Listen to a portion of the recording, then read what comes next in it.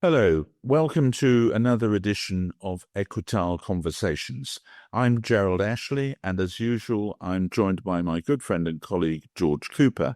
And today we're really pleased and lucky, really, to have as a guest speaker Helen Thomas. Helen has a quite stellar biography, which you will find in the show notes, but she's very much an expert in financial risk and its impact in the wider world, really, with politics as well. So we thought she was an ideal guest today. I should also mention that if you want to, you'll find she pops up on lots of media, not least of which she's a columnist for City AM. Helen, welcome. Hello. Great pleasure to be here with the both of you. Thank you. Well, there we go. Now, I came up with the title of this podcast and called it Mission Impossible. And I think that's kind of a nice angle for you, George, to kick the conversation off and explain what we're driving at here. Yes, I mean, Mission Impossible, I guess you're alluding to the fiscal situation for the British government and probably the other major governments around the world. The more I look at the government deficit, Helen, the more it does look like Mission Impossible. Do you see a way out of this? I mean, we're waiting for the budget. We're waiting for the forecasts to get the new budget framed, but it looks to me like it's a very difficult job to get this budget it won't be balanced, but to get anywhere near sensible. What are your thoughts, Helen? Well, as both of you probably know, my latest research note on this was the anatomy of a rolling fiscal crisis. So we are headed for a crisis, and unfortunately not one that will be instantly resolved. It will roll forwards, and that is because of what I'm calling, the irreconcilable political constraint and fiscal constraint. So we're all extremely aware of the fiscal constraint, as you alluded to there, George. It's a major issue in many developed economies after the pandemic, the huge amount of debt that was incurred, and the big deficits that a number of countries were running and are continuing to run and run up, in fact, and increase even. So those debt deficit dynamics are a real problem. But we know quite a lot about that on the market side of things. But I think what's been thrown into sharp relief has been this political constraint, which is sometimes underappreciated by markets, partly because it's hard to quantify, and that's actually a lot of what I do in my work.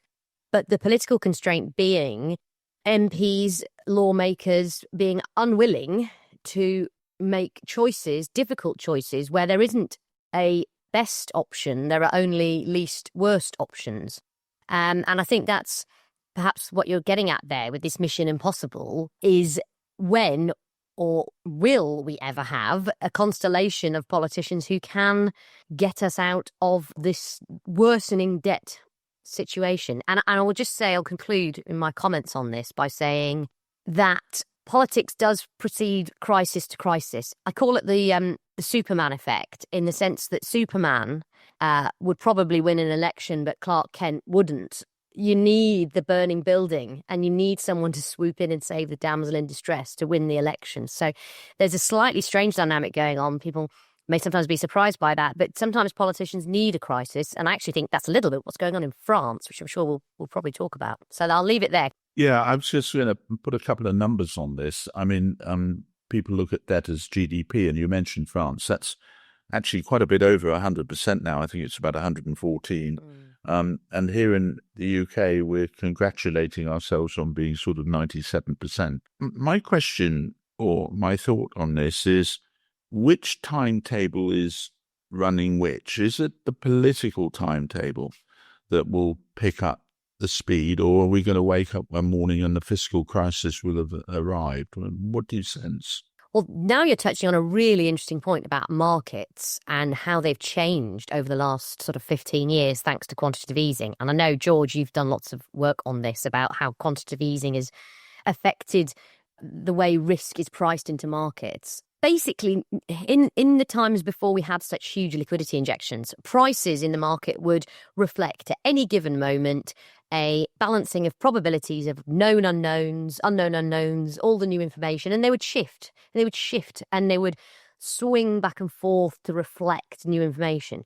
When we got quantitative easing and huge liquidity injections, it was designed to chop off the left tail of the distribution, not allowing prices to move freely. And whilst there were arguably good reasons for that, it seems to have set in motion, as a lot of models now drive markets, an extended period where the price doesn't reflect the cumulative second-by-second repricing of risk. So what that means is there are these periods where it looks like the market's got its head in the sand about political risk until all of a sudden it becomes incredibly important. It all gets priced in at once. So when you're saying, which one goes first, it's a bit of one then the other, and they're kind of catching each other up. And frankly, I'm getting to a point now, I'm a macro fundamentals person, but I've had to keep a close eye on these liquidity measures.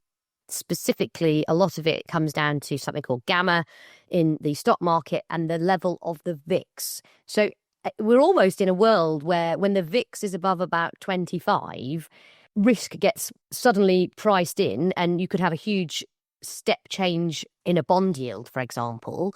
But if we're under 20 in the VIX, and at the moment everything's been very benign as we're recording this, it's like, oh, happy days, everything's great, record highs, risky assets, love them, no, nothing to see here, please move along. And so it's sort of amazingly a very strange situation where it seems to all be hinging on the sort of price of risk in the market as to whether the market then forces the politics. I ultimately think, to be frank with you, that the markets are going to force the politics because markets move a lot faster. And I might add, politicians struggle to understand financial markets as well. Yeah, I'm going to agree with you there, Helen, because it seems to me that, Keir Starmer came into power with a very big majority, but has been unable to use that majority to achieve anything really on the fiscal discipline side. They've balked at everything. So it seems to me that even with his majority, he doesn't have the power to address the fiscal problems. He's going to need somebody to come in and help him, to give him the burning building, if you like, as you said, or whoever is his replacement, which may be sooner rather than later. And that I can only see is, effectively a bond buyer's strike. People are going to, bond investors are going to look at not just the UK, but maybe the French markets, maybe even the US markets, and just say, enough is enough. We're not buying the bonds anymore. There's a trap here for investors as well, though, isn't it? Because you look around world equity markets and they're not exactly cheap. And if they decide, investors decide they don't want to be in government bonds, they may not want to be in corporate bonds either. Do they go to cash, where we may be seeing signs that inflation has not been killed? Some commentators think in the States it might start to tick up a bit. And without making too much of it, this is where precious metals, I suppose, come on the scene. And that slightly worries me, because if that's all that's left to be safe to invest in, we're just waiting for the spark for your fire in the building, aren't we, Helen? We are. And of course, historically, there's been any and every attempt made to kick the can down the road, even when the fire begins. Every single bucket of water must be thrown on it to keep the game going. So that's sort of why I was trying to look at this as a rolling crisis. I hate to say this because it sounds quite agonizing, but, we're not going to get, the 90-minute Hollywood movie Superman. We're going to get the 6-part, Marvel Universe or whatever. I can't remember which comic it is. I'm sure we'll get people writing in telling me I'm totally wrong on that. But it'll be fits and starts. And that does, well, it's interesting, of course, as an investor, because it depends on your time horizon then. If you've got a 20-year time horizon, I still think there will certainly be value in equities because we're in a higher inflationary environment than we were before. But yes, you probably do want a bit more in the precious metals or gold. And maybe you do even want a bit in Bitcoin. I don't know, that might be controversial to some. Ooh, shock horror at that as a thought, but there we are. It's, yes, I know. It's been talked about for the last, sort of 2 years, really, that the 60-40 portfolio is dead. That bonds, well, the interesting thing is, of course, bonds have had some horrific years. 2022 was the worst, or 23? I mean, it's been awful. It's hard to imagine it can get worse, but it certainly can. But of course, don't rule out periods of return to QE, or I would think more like yield curve control. But it is quite an invidious position for central banks. It's pretty lazy complacency to just think that when there's a repricing, central banks will somehow ride to the rescue, because a fiscal repricing is not something central banks really want to get involved in, because imagine the choice there. First of all, it could be a rational repricing. Now, it might turn into some sort of dysfunction and you could do a market maker of last resort intervention, which would be fine, but that would only be short term. You'd still be left with the policymakers having to make these difficult decisions. And you want the price to act as a discipline on the policymakers. So even though I'm talking about, yes, the can will be kicked down the road, because we are now in a world far more like the 1970s and 80s than the world of 2000 to 2020, I would imagine we will start to get more crises more regularly, but they may well be, maybe hopefully not quite as violent and vicious as, say, 2008-9. Stretching your analogy a little bit of the fire in the building, those of a certain vintage remember 76 to 79. I distinctly remember it. There's no reason why either of you two, certainly not you, Helen. And, of course, we did have a so-called gilt strike in 76, and it was, the government then was in trouble. But, of course, Callaghan wasn't actually chucked out till 79. So pulling the focus now back slightly to politics, and not just the UK. I mean, we've got maybe a bigger political crisis in France at the moment, and things don't look too brilliant in Germany. The fire brigade could be the IMF, but is there enough funds in the IMF to do it? No, in a word, there isn't. Yes, I mean, I think we started all this with Mission Impossible, didn't we? And much as we may see, the fire hoses on the conflagration, it's not going to stop the building burning down, because the fundamental problem remains, which is huge amounts of debt racked up in an emergency, and the bill always comes due. It always does. Well, I was going to pose a question, because I agree with you on the IMF. The IMF, the idea that the IMF is going to bail out the UK or France is sort of predicated on the idea that there's a big group of other countries that are basically fine, and there isn't. Yeah. So, Right. we're not far away from needing an IMF bailout for the US, for that matter. And if that's the case, then the IMF just doesn't cut it. So the question I'm going to pose to you, which is something I've been mulling for a while, we're seeing Donald Trump, being much more vocal and muscular with his criticism of the Fed. Is the exit from this trap effectively the end of central bank independence? Are we coming to the end of the independent central bank experiment, and we're going to go to governments taking control? A great and important question. I think that independence was always a little bit overstated. Of course, they had the nice decade, as Mervyn King called it, non-inflationary, consistent expansion decade of the 2000s, which made things somewhat easier for them. Frankly, there's, two things. There's the point about, have they ever really been independent? I mean, I went back and checked, of course, that when Carney took over from Mervyn King in the UK, that was 6 months before King's term was over, and Mark Carney was actually still governor of the Bank of Canada while he was governor-elect of the Bank of England. So that was for 6 months. And in January, I think it was 2013, January, Davos that year, Mark Carney gave a speech where he talked about escape velocity. It was considered quite dovish because Mervyn King had been talking about central banks perhaps coming to the end of what they could do. And Carney was coming in saying, no, we can do more. And everybody paid attention to that, because, of course, Mervyn King was yesterday's man. He was, foot out the door. So I think, it's about, Powell's term is up in, just over 6 months. It's not unusual for the successor to be announced. Arbonomics, a key arrow of Arbonomics was easy monetary policy. That was the third arrow, I think. And Kuroda was chosen as the next governor about 4 months before the end of Shirakawa's term, and Shirakawa then said, I'll go, I'm off in 6 weeks, I'll retire early.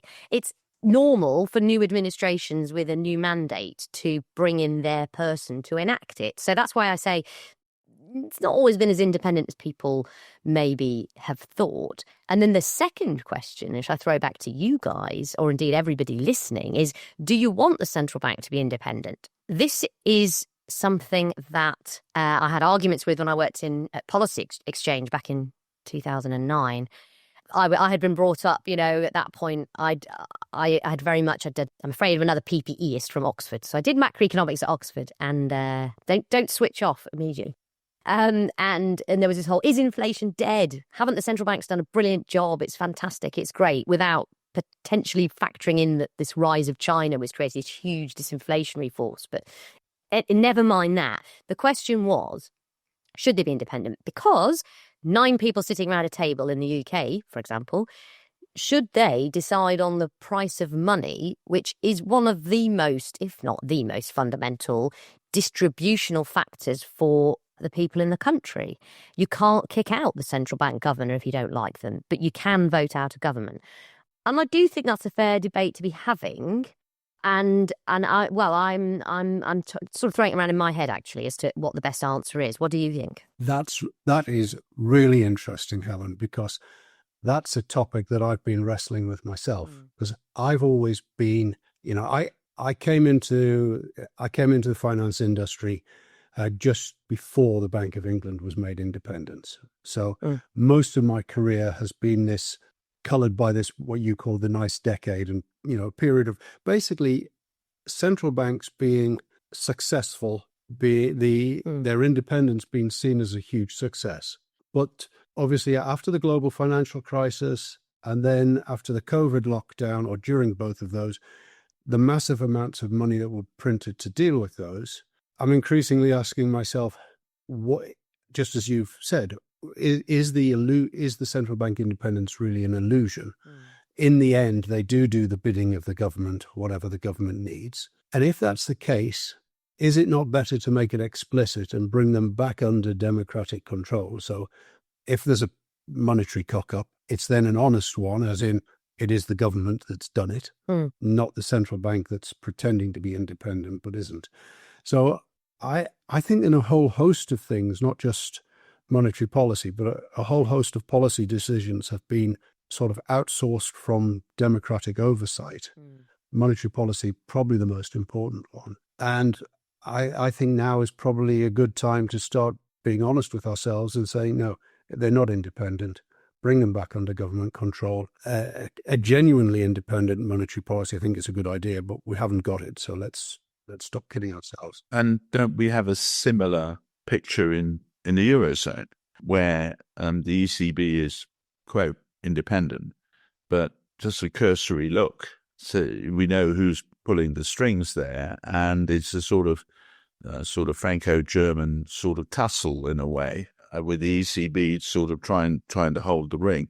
And I suppose there's an additional problem, because you can't exactly push it back down to individual governments or different mechanisms. So I suppose they're stuck with that mechanism. Well, even the legendary Bundesbank is coming around to printing money now. So which that is end of trials if that starts happening.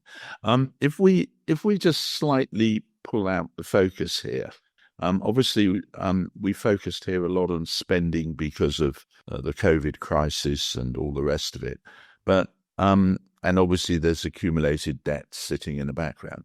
But boy, the run rate is kind of interesting in a lot of these countries anyhow.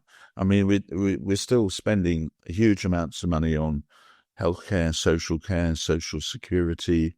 Newspapers are always full of sort of clickbait headlines of amazing stories of people getting subsidies from government or benefits from government.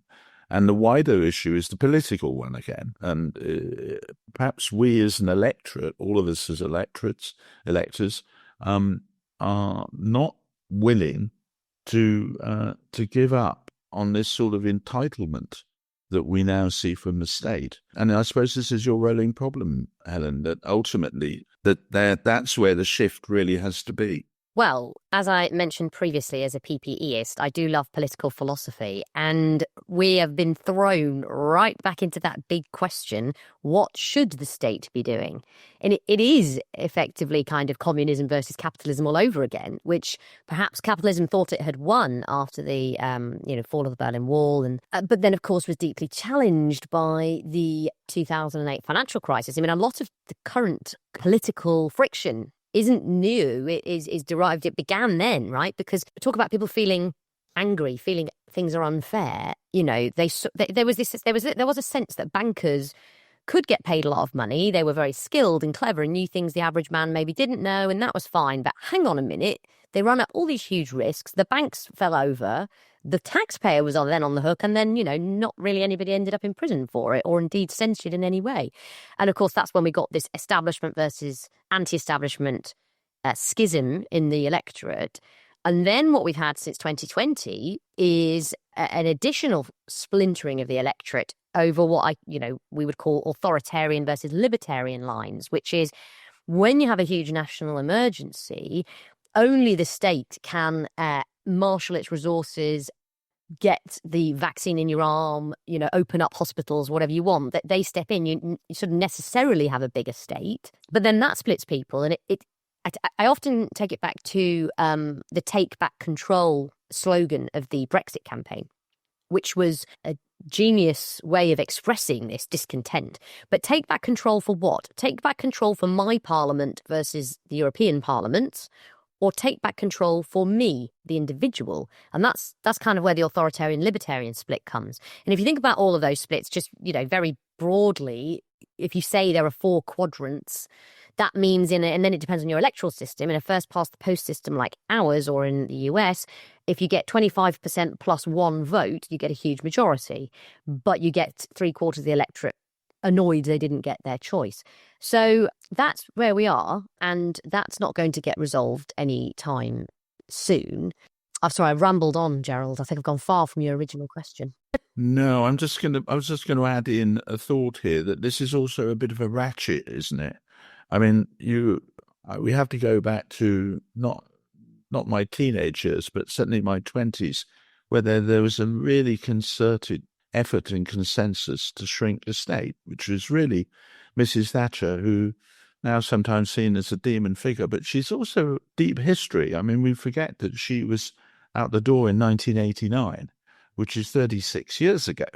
And Major didn't really have anywhere near as much strength. Blair went down a different route. And I would argue Gordon Brown was really in favour of expanding the state a great deal.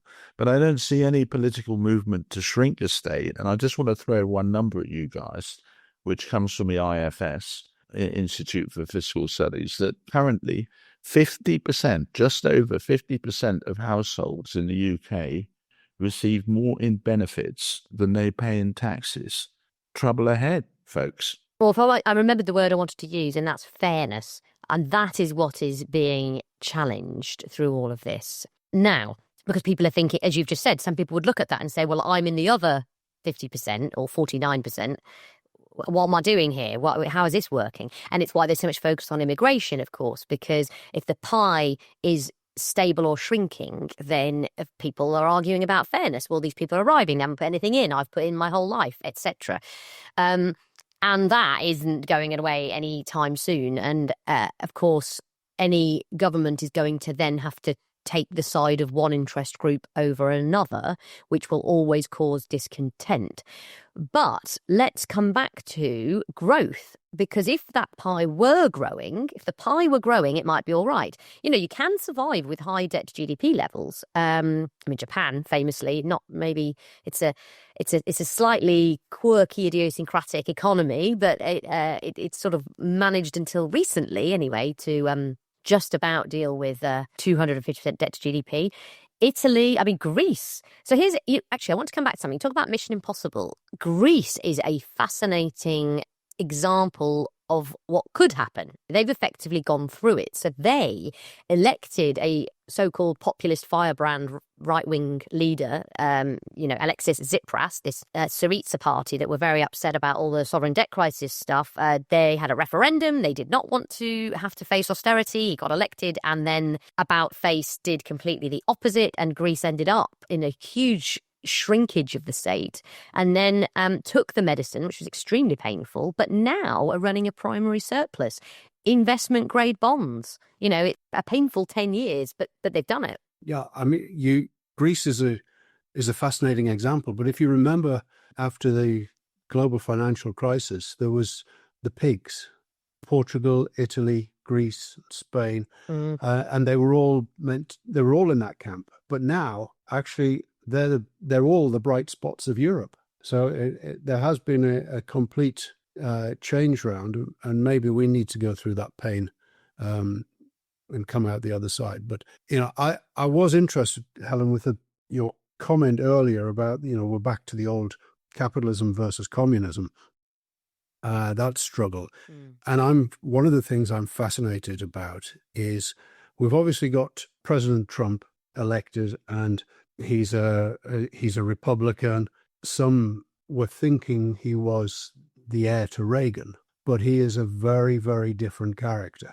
He really is. He's a very big government interventionist. He thinks it's he's an authoritarian rather than a libertarian, and I think that is probably shocking some of his fan base, the extent to which he's going. But it also strikes me it's not the path that's needed here, because it's bigger and bigger government all the time. It's not going to help growth, I would argue, on a global basis. He is a mercantilist, really, isn't he? And America first and all the rest of it.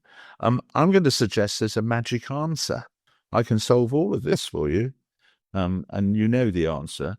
We're going to wash all this debt away with inflation, and this is a tax that we can't avoid. And I think, George, as you always famously say, it's one that governments can pretend they haven't been involved in, and it was nothing to do with me, Gov.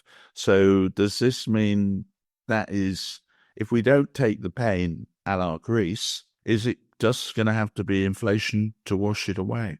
Well, I mean, we're certainly in a more inflationary world than we were prior to the pandemic. I think that's with us for at least the rest of this decade. So it's sort of already here in a sense. We should be, instead of a world where we're worried about being towards the end of a 0 to 2% inflation target, inflationary data world, we're now 2 to 4% broadly headed towards the top end of that.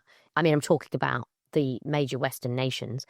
So it's sort of already happening. I was thinking about this, though. I mean, it sounds like that would be great for the politicians, but as we've just described, there's a lot of discontent, and inflation is, by its nature, redistributes, and it harms equality, and it upsets everybody. It even upsets the 1% who get further away from the 0.1%. This isn't just a rich versus poor. It stretches the entire income distribution as people can't jump up to the next ladder, and that harms aspiration and hurts people. Look, I mean, you guys are long students of history. Inflation is almost always there as a cause of war, regime change, huge political discontent. So, in a way, I wouldn't say politicians necessarily want it to happen, because it tends to lead to them being out of office. Yeah, it's not the get out of jail card in that sense, because you can't control it, can you? That's the issue of it. And I was thinking about it. How would you actually do it in the UK? What are we saying here? Are we talking about a currency devaluation? Would it be capital controls? Would it be huge amounts of quantitative easing? I just think our institutions have been around for so long that if you did it, you'd be burning the credibility completely to the ground. You could go that path. I mean, I just don't think that's very likely. Right. And obviously, as you say, there's a sort of, there's not even a 5-year electoral cycle. There's probably, your average politician is looking at an 18-month sort of 2-year horizon, and that doesn't easily fit. Maybe we should just focus a little bit before the end of things on the political element. Obviously, we're here in England, so we tend to talk about the UK, but there's big trouble in France. Things are not settled in Germany either, are they? What's going to give in all of this on the political front? Have you got some inside tips so I can put a bet on? Well, the electorate will go more and more to extremes, that's for sure. This idea that you win from the centre, it hasn't been borne out by the results, and it won't be. And I'll tell you why. Because of, look, I mean, let's imagine we're having this conversation in 20 years' time, and we look back on the pandemic and we say, oh, they locked everybody up. You couldn't literally go out. You couldn't travel. The global economy shut down. Planes were grounded. and a war broke out in Europe for the first time in 100 years, do you think people wouldn't be angry about that? I mean, I'm kind of astonished they haven't been more angry. We get a lot of interns into our business, and I'm frequently surprised that they are not more angry about, certainly for them, their youth has been rather taken away from them. That was a social decision. People may agree with it, but there may be people who don't agree with helping the elderly, but restricting the young's movements and things like that. But I think you'd have to be a robot not to be emotionally changed by what's happened. So there are a lot of avenues for sort of almost upstart parties that promise everything and equally disappear quite quickly, and very sort of fragile political scene, really. This is where I do talk about Greece, because Greece, the reason they're ahead of us is that they have a more flexible political system. So their voting system, they frequently have lots of different parties. Parties arrive and disappear quickly. They don't have a long institutional credibility. They did have some core legacy parties that had been around a long time, but they always had a long tail of other parties. Their electoral system allowed for coalitions, etc. When you have a more flexible electoral system, it can give and it can reform and it can reshape more quickly. So actually, somewhere like the UK or the US, where we've historically had these very solid, long-running two-party systems, or 2.5, sometimes 3, with a first-past-the-post system, does actually make it harder to change, which means that when the break comes, it takes longer to build, and then it's more dramatic when it comes. And in a way, that's what we are getting to. We've had a split on the right. We're now going to have a split on the left. And that, in a way, the seeds of that have been sown since 2008. I mean, Corbyn was just the beginning of that, because there's the answer to these questions we're asking. Is it more government? Is it more intervention? Is it more public sector pay rises? And of course, markets imposing discipline upon that. So I guess what I'm saying here is that the political volatility has to rise. It will be with us for a long time until the extremes actually run governments, and then it either works because they become a bit more pragmatic in government, or it doesn't, and then it's like a centripetal and a centrifugal force. The electorate shatters out to the extremes, and then it sort of regroups further towards the middle. So we've got an interesting 5-10 years ahead, by the sounds of this. Well, I'm hopeful I'll be able to come back and talk about these things. George, well, look, George, I've offered an answer which was shot down. Helen's been more cautious. Where do you think this is going to pan out over the next few years? I'm basically with you, Gerald. I think there isn't an off-ramp for this other than the inflation path, which is, I think that's basically why you see President Trump effectively trying to take the Fed back under political control. And I think this is probably going to happen elsewhere. I think the central banks are going to have to monetize away the debt. And it's not a good solution. It's just, from here, it's, I think, the least worst. And that's a pretty bad one. Or to put it another way, if I were running government, that's what I would do. Right. And that's not pretty. I don't know if it would be a good idea or not if you were running government, George, but we're coming up towards winding up of our little chat today. Helen, we have a sort of little theme at the end of every talk where we recommend a book each. I like to go first because I've got the microphone, so I'll get my book recommendation out of the way. And this is the first time I've recommended some fiction. A relative gave me a book for my birthday a little while back, and it's actually a very well-known book. It's called The Way We Live Now by Anthony Trollope, and I have to admit I'm not a great fiction writer, but it's quite a racy read of a Victorian financial scandal. It is fictional, but you don't have to think too hard to think of some of the scandals of the last 20 or 25 years, and the echoes from it's set in 1870 are quite extraordinary. So if you, I was going to say, wanted to escape from the real world, you can look at some fictional crises instead. So that's, as I say, The Way We Live Now by Anthony Trollope. We'll let Helen go last. George, what are you going to offer? I'm going to bring up an old classic, which is George Soros's The Alchemy of Finance. I think it's a pity, really, because George Soros is now more known for his sort of political dalliances rather than his really rather subtle writings about finance. And The Alchemy of Finance, I think, is probably the book that's had the most influence on my thinking about how financial markets work and how they interact with the economy. And the reason I think this is pertinent at the moment is because Soros has got this theory of reflexivity, which is a situation where the asset prices in the economy don't just reflect what the economy is doing, but they start to influence it and start to drive it. So the economy is driven by the asset prices rather than the other way around. And I think that's what's starting to happen. I think we're a long way into it with the AI bubble and the data center build out and all of that. And by that I mean the market cap of the companies involved here has grown so high that they've got so much equity capital to play with that they're now able to seed new ventures which are creating new demand for the very things they're producing. So it's sort of spiraling on itself and creating a self sort of ratifying bubble, which is pretty much exactly what happened with the housing market prior to the global financial crisis. So I'll just leave it there.